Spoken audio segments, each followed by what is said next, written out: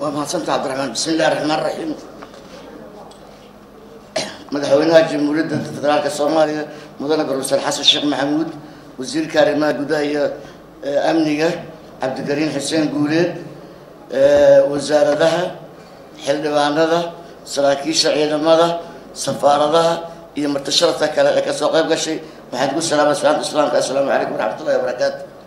Salaan dibadeed mudan madaxweyne waxaan codsan lahaa inta furidaan adiga ogolaato inaan laba kelmad ka iraahdo dibadeedna aanu caalamka hortooda idinku tusno baasaboorkeedna inaan mid la been abuuri karo uusan ahayn mid rasmiya inuu yahay marka horeba waa lahayn laakiin maantay waxaan halkan u joogna waxay tahay inaan dalka gudihiisa lagu sameynayo waxay su'aalaha naga hor imaanayeen laba su'aal oo dhinacna aan uga bixi weynay midda hore waxay ahayd yaa horta Soomaaliya oo baasaboorka xaq u leh inuu qaato taas muddo dheer kadib iyo dagaal dheer oo aan ku haynay baasaboorka cagaarka ee dalkeena iyo dadkeena dhibaatada u geystay maantay waxaan ka soo gudubnay inaan kaas ka baxnay aan dhihi karno yaa la siinayaa waxaa la siinaa qofkii Soomaaliya ee dawladaha hoose ay siiyaan warqadii aqoonsiga leh warqadii faraha CID inuu waddanka dambi ku lahayn warqadii dhalashada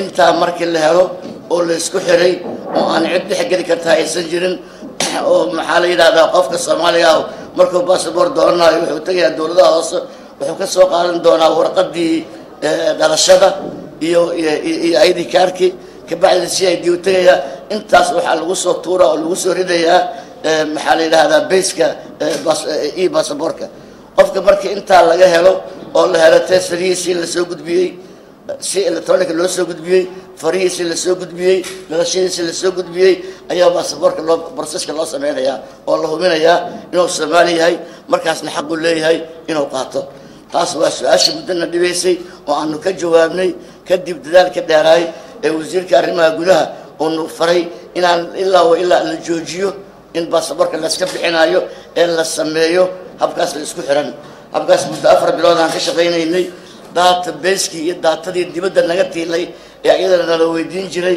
oo la oran jiray daatadiina dibadda taala daatadayna dibadda sabab badan ay u tiilay dalkeena markii aan bahalka aan bilaabeynay baasaboorkan nabadgelyada xumeed isgaarsiinta nagu xumeed diyaaradaha nagu xumaay oo aan safaaradaha gaarsiin karin maanta intii waa ka baxnay dawladdiina ku meel gaar maahan waa dawlad joogta ah diyaaradihii isgaarsiintina waa aad bay isugu xirmeen caalamka meeshaan rabno iyo safaaraddaan rabno ayaan si sahlan ku gaarsiin karnaa internet iyo koronto joogta ammaanna waa u helnay marka suuragal maahan waxay dibadda noogu taalo taasna waa maanta waa ka jawaabnay database-kii wuxuu noo yaalaa waddankeena gudihiisa halkaasaa laga sameynayaa waa e-governance cid wax walba waa loo isticmaali karaa laakiin maanta waxaan soo bandhigayna waxaa ka mid ah baasaboorkii gobolkii iyo booliiskii oo isku xiran oo hal network leh oo hal network ku shaqeynayo taas marka labadii su'aal ee muddo dheerna haysatay ayaan kaga jawaabnay waxaa soo haray baasaboorkii cagaaraa ee adduunka Soomaaliya waxaan ka maqneen dhowr 20 sano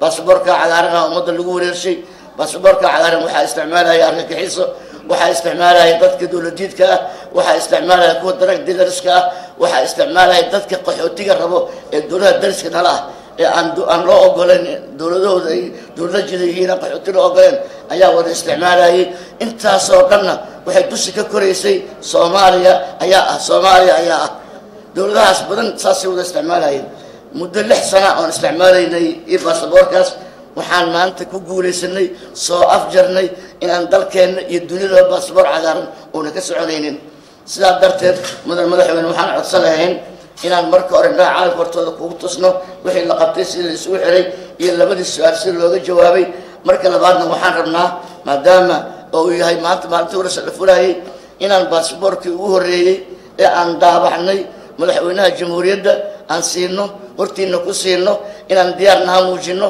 inaan dalka gudihiisa lagu sameeyay aan muujino in maxallada laga baxay ku meel gaar ee ku joogta la joogo awoodna aan u leenahay inaan dalkeena wax ku sameysano inaan gaarnaan muujino aan wada qanacsanaa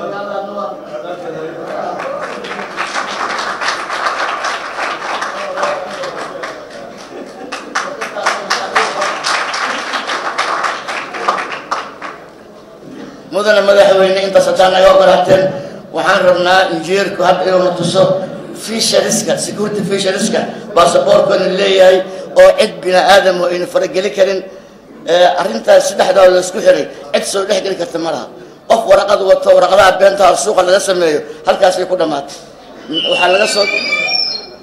waxaa laga soo gudbinayaa gobolka waxaa laga soo gudbinayaa CID-da waxay ku soo dhacaysaa immigrationka markaas ka bacda processka baasaboorka bilaabana haddii alla idmo haddana waxaan codsanayaa injineerku inuu muujiyo security featureski si waqtigan aan u soo yeelayno which we have presented at the minute to the Excellency. I'm going to start, I think I have 20 minutes, so I'm going to make it a quick one to illustrate the features of the e-passport and national identity, inshallah.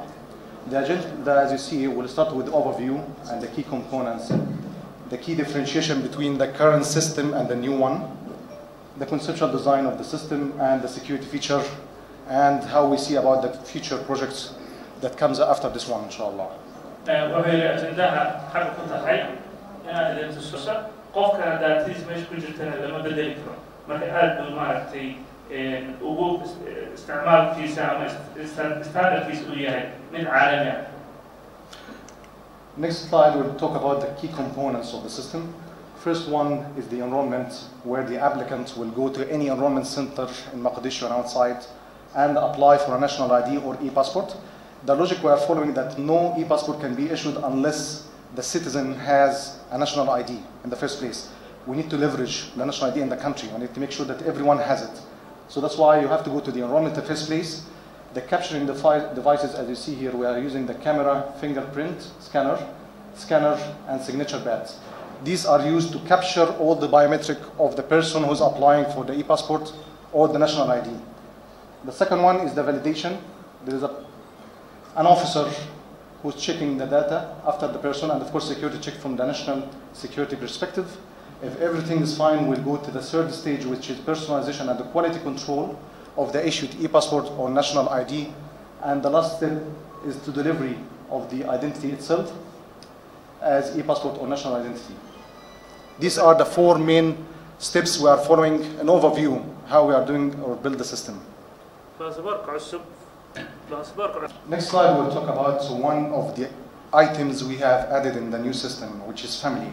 The family is typically describe the relation between yourself and your family members, the number of wives you have. Here we are listing 4 wives, for instance, and here we are listing the kids or children you have. All of this information are contained in the national ID itself, in the chip, offline. So this means the capability of the card, it can carry up to 4 wives and 20 children.